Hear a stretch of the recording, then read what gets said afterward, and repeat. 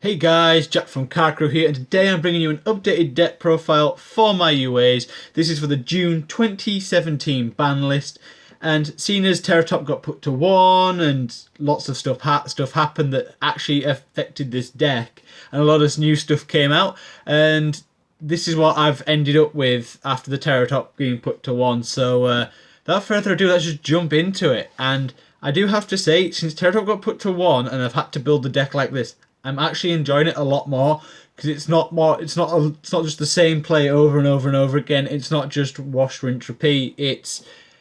You tend to end up with the same board on your first turn, but the way you have to go about it changes with every hand that you have, which makes this deck a lot more interesting because it means that if your opponent stops one thing, you can still go off and still make all your relevant plays, so you can get your nice big board with your nice big monsters out. So yeah, without further ado, let's just jump into it. And we've got the 3 UA midfielder. He is your main UA monster. All UA monsters have the effect where you can bounce back to special summon them, bounce back one from field to special summon one from hand, and that's the effect of the one in hand that you use, not the one on field. So your opponent can't negate it because it's a condition, not an effect, if you know what I mean. Sort of like with BLS, where you have to banish light and a dark to special summon it. It's on the effect of the card, but it's not an effect that activates, if you know what I mean. And all UA monsters have that, but if you want to know what their individual effects are, go and check out my other profile. That's where I explain them all, and I give a good decent rundown of what they all do. But apart from him being the only summonable UA monster that doesn't require a tribute, he also gives you access to your rank 4 plays, and he gives you access to all your UA monsters in your hand if you can just normal summon him and then bounce back, and it gets all your plays going. And I honestly don't know why he's called midfielder, and he should be called playmaker instead of the level 8, because he does literally make all your plays. So you need to run him at 3 for consistency and to get all your plays going. Next up we run Double Mighty Slugger. He's just an Archimedes of the deck. I run him at 2 instead of 3, even though he's one of the main attackers, because 3 clogs, 1, your opponent deals with him, you're screwed. 2, you have a spare. That's pretty much that. Next up we have UA Perfect Ace. He's a mini Herald of Perfection sort of thing, just kind of card negate. Same reason I'm running him at a ratio of 2 as well. And them 2 being level 5 is actually really important as well, because it gives you plays with Sea Monster of Theseus and Instant Fusion later on. So I'll show you again when we get to it. Next up is Double Rifle Rebounder. This one I probably didn't cover in my last deck profile. When he's normal summoned in your turn or special summoned in your opponent's turn, so Call the Haunted, stuff like that, you get to special summon a UA monster from your graveyard or your hand. What's really good about this is if you tribute summon a UA monster, normal summon him, his summon resolves, and then you get to bring back the one that was in grave that you tributed for. So you could have an empty grave, tribute off of monsters, normal him, and special summon that monster back. So he's a good way for building up your board of UA monsters and getting stuff out your hand and all that, and all them shenanigans and stuff. And honestly, his 2-2 attack and 2-3 defense isn't terrible, but it could be better. But you use him for his effect more than anything, because his effect is kind of stupid in this when building up a big board and getting XYZs out and synchros and stuff like that. And next up we run the 1 Dreadnought Dunker. He's probably your biggest beater of your main deck. When he attacks, he deals piercing damage, and if he destroys an opponent's monster by battle, he gets to pop a card on the field. So him plus the field spell puts him on 3,000 when he's special summoned, and then with the equipped spell puts him on 4,000. And with the equipped spell, you're dealing double damage when you attack, so double piercing damage, like Chaos Max Dragon, but it's just stupid, because even if it doesn't kill your opponent with an attack with the equipped spell, you can attack again, pop another card, and just deal massive damage. So you only want to run him at 1 because he is a level 7, therefore he is a 2 tribute monster, and that just hurts the deck with him being a 2 tribute monster. So you do just want to search him out and bounce back 1 to special summon him like mid-game sort of thing, or just go for a big push. Next up we run the 1 UA Blockbacker. He is a great effect negator when your opponent special summons monsters in attack or defense position, so he's sort of better than lose one turn. But once again, he's a level 7, so we only run him at 1 because he's a 2 tribute.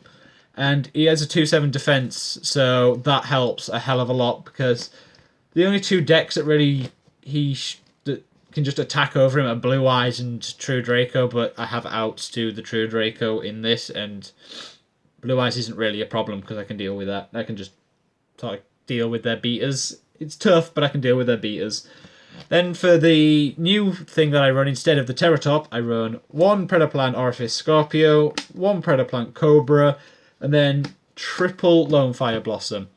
This ratio, instead of 3 of this and then just 1 of this, running this, yes, it makes the engine 1 card bigger, but the ability, if you open up Lone Fire and another monster, or Lone Fire and 2 monsters, that's it. Because this deck is majoritively monsters. Over half the deck is monsters. I think it's 21 or 22 monsters.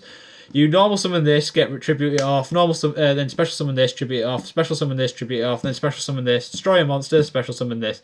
So with this, you end up this plus Brilliant Fusion, because it's searched out with a Brilliant Fusion or your Instant Fusion, plus the ability to make a MX Saber Invoker to detach and special summon out the midfielder, just breaks the deck in a way, because you've just deck thinned by 5 or 6, so it's just stupid how much you deck thin and get through your deck to get to the resources that you need so quickly. This is what makes this deck a lot better than the Teratop build, because you've got 4 cards here you can rely on instead of 3, and then you've got other ways to do stuff in this deck, so you're not just like solely relying on the Teratop or this to get plays off. So in my opinion, this engine works a hell of a lot better, so that's why I'm running it. And the fact that you get to search out an Instant Fusion or a Brilliant Fusion is just stupidly broken. Then we run triple Bow Baboon. People wonder why I run the Bow Baboon, but it's simply to fix dead brick hands, because if I open up this, or the Cobra, if I open up this, it's not as bad, but if I open up the Cobra or the Gem Knight monster, Saradoc, it's Gemini Garnet, okay? It's Garnet, but Gemini. Shut up, I'm cheap. I say that with some of the card choices in this deck. But yeah, you normal summon him, draw a card, and then put the piece back that you need. And if you've got a Brilliant Fusion, you just use your Brilliant Fusion and get an extra summon. So normal summoning this doesn't really affect you that much, but it does put your stuff that you need in your deck back into your deck at the bottom of your deck, so you're less likely to draw it later on. So Bow Baboon's good. And also, if it just sits there, you can end up making an Invoker with it if your opponent's stupid enough to attack into it, which I've had. And then we run 1 Trick Clown and 1 Gem Knight monster, the Saradox, because it's 1/8 and not 1/9. I really don't care, and it counts as a target to make your Seraphonite. So that's why I run that, just for Brilliant Fusion. It doesn't really need any talking about. Then we run the triple UA Stadium, just normal summon a UA monster, get a search, must have at 3, because it gets you everything. Oh, and on the first special summon of a UA monster per your turn, all monsters you currently control gain 500, so it includes XYZs and stuff that's not UA monsters. And Brilliant Fusion, because Seraphonite, that doesn't really need much explaining. And then we've got Terraforming, search out the field spell. Even though the field spell is vital, I've got another way to search it, which is Foolish Barrel of Goods, which is why I don't run Terraforming at 3, because you use this to send the trap, banish the trap, add the field spell, and you've decked in by 2 with this instead of just 1. So that's why I run that. Then for one-offs, I run 1 UA Signing Deal, 1 Power Jersey. I run these 2 at 1 because this is just a win more card, and it's not really vital to getting players off, so it's searchable once again with the Foolish Barrel of Goods, send the trap, search it off the trap. So is this. But because you're wanting to do the Brilliant Fusion more than anything, this clog, because your board's full, so this clogs. So at 1, if you do just see a pure like UA hand, you normally see this in it anyway, surprisingly. And or if you really need it, once again, search it off of this. So that's why I run this card at 1 instead of more, because everything else gets you bored, and it doesn't cost you life. So that's why I run that at 1. Then we run the 1 instant fusion to search off of Cobra, 1 rotor to search out the midfielder, triple UA penalty box because you can, once I said, if it's in the graveyard you can banish it at a UA spell, and also if you attack, if a UA monster battles an opponent's monster, to start the damage step, banish your opponent's monster until the second end phase. So this card is just really, really nice, and it deals with, you can deal with big problems, especially if they make their masterpiece immune to spells and monsters that affects it, and it gets rid of it. And when it comes back, it can be affected by everything. So it's the one thing that catches True King players off is that. And then double strike for the last cards of the deck. The main deck is 40, I can guarantee you that. But it's a very tight 40. It's a very tight 40, I can assure you. Then we've got the 1 Tepig token signed by Jamie the Kid 00 himself. I don't think I've shown this off yet. And it says, "To Jack, may the heart of the cards be with you, Jamie the Kid 00. I got this signed at Nats, so it was cool. He was there with Rescue Cat Duelist.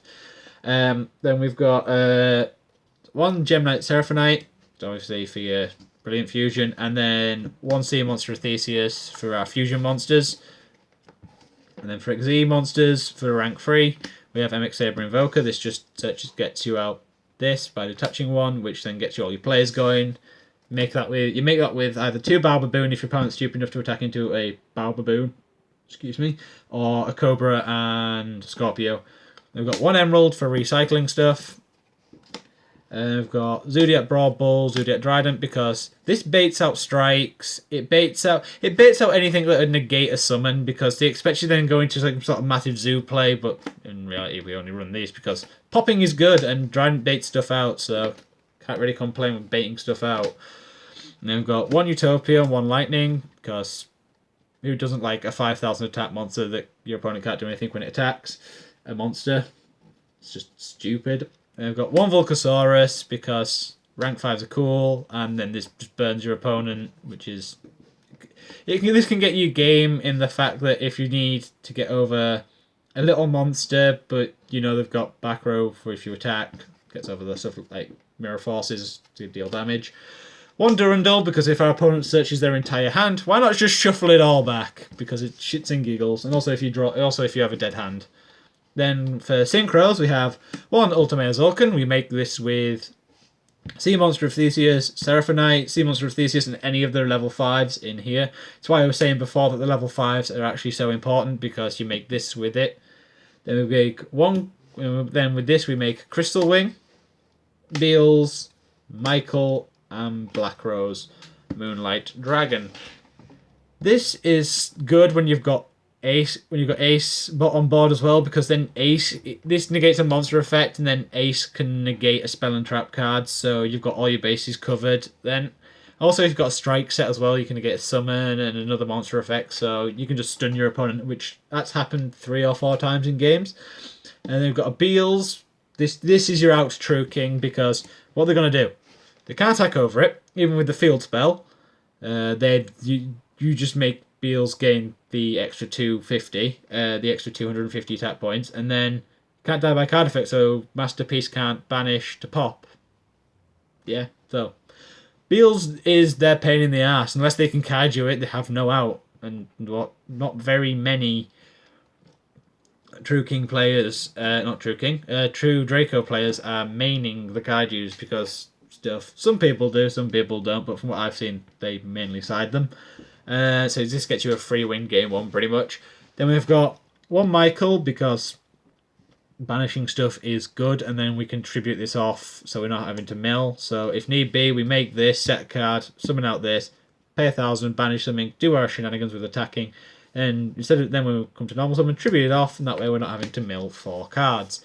And then Black Rose Moonlight because it should be something else. I think it should be a Spark Dragon, but it still works really well because you've got level 5 or higher monsters in your deck, so this does help protect them as well. So that rounds the deck profile off, and you guys, you have no idea how many times I've actually tried to film this, and my camera's just been screwing up, or I've messed explanations up. It's unbelievable, but yeah. Finally got it done, and I hope you guys hit that subscribe button, hit that like button, and leave any suggestions for this deck in the comments down below, and I will read them all. I always do, because I only get like 8 comments per video. cry every time. But I hope you guys enjoyed this debt profile, and I hope to see you guys next time with another one. See ya.